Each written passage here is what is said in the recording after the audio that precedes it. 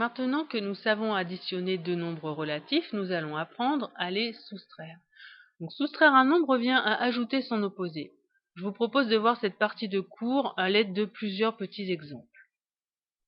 Donc, pour commencer, on va calculer plus 4 moins plus 15. Donc, vous voyez, on doit soustraire plus 15. Donc, d'après ce que j'ai dit, ça revient à ajouter l'opposé de plus 15. L'opposé de plus 15, c'est moins 15. On obtient donc plus 4 plus moins 15. On se ramène bien à une addition de relatifs, on sait donc la calculer. On regarde bien la plus grande distance à 0 puisque les nombres sont de signes différents. C'est 15, c'est celle du nombre négatif, donc la réponse est négative. Et dans sa tête, on calcule mentalement 15 moins 4 et ça nous donne moins 11. Un deuxième exemple avec moins 9 moins 8. Donc vous voyez ici, on doit soustraire le nombre 8. Donc cela revient à ajouter l'opposé de 8. Donc on va faire moins 9 plus moins 8. Donc vous voyez, le premier terme reste identique. Au départ, le A, c'était plus 4, il n'y a pas de raison qu'il change. Le moins 9, c'est le premier terme, il n'a rien à voir dans l'histoire. C'est le moins 8 qui devient plus moins 8. Donc là, on est dans une addition de deux nombres qui ont le même signe.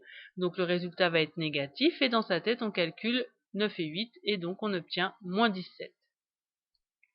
Ensuite, le C, c'est 10 moins moins 3. Donc, vous voyez, on doit soustraire moins 3. Donc, on va donc être amené à ajouter l'opposé de moins 3. L'opposé de moins 3, c'est le nombre 3 ou plus 3. Donc, on obtient 10 plus 3. On aurait pu écrire aussi 10 plus 3. On obtient alors le nombre 13, facile à faire. Le dernier exemple de la série, D est égal à moins 1 moins moins 7. Donc là, vous voyez, on doit soustraire le nombre moins 7. Cela revient à ajouter l'opposé de moins 7. L'opposé de moins 7, c'est plus 7 ou 7. Donc on obtient moins 1 plus 7 et ça nous donne 6.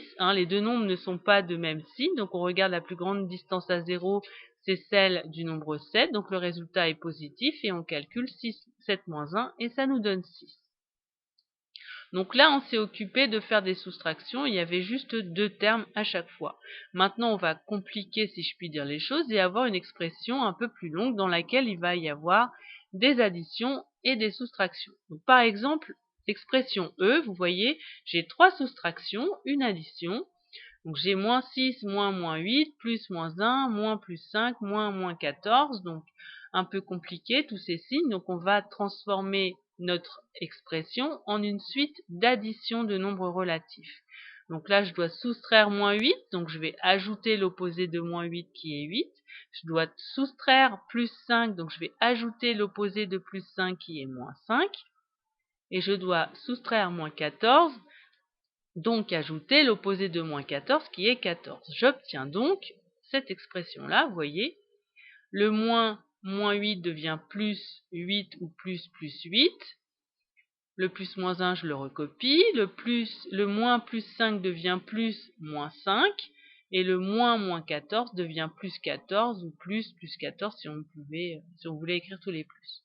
Donc on se ramène à une suite d'additions, une somme de nombres relatifs qu'on a déjà rencontrés dans la partie précédente. Donc je vous avais dit que la première chose à faire, c'était de repérer s'il y avait des termes opposés pour les éliminer. Et ensuite, la méthode la plus radicale, c'est de calculer tous les nombres négatifs ensemble et tous les positifs ensemble.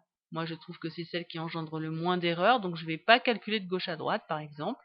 Donc là, on obtient moins 12 pour la somme des négatifs. Moins 6 plus moins 1 plus moins 5, ça nous fait moins 12. Et la somme des positifs, 8 plus 14, fait 22. On obtient donc deux nombres de signes différents. On regarde donc la plus grande distance à 0, c'est 22. Et donc, la réponse est positive et on calcule dans sa tête 22 moins 12 et ça donne 10. Voilà pour ce premier exemple. Le dernier exemple, F, donc plus 12 moins 6, donc je soustrais moins 6. Ensuite, j'ajoute moins 2, plus 7, j'ajoute 7. Et moins plus 8, je soustrais plus 8. Donc j'ai deux soustractions à écrire sous forme d'addition de l'opposé.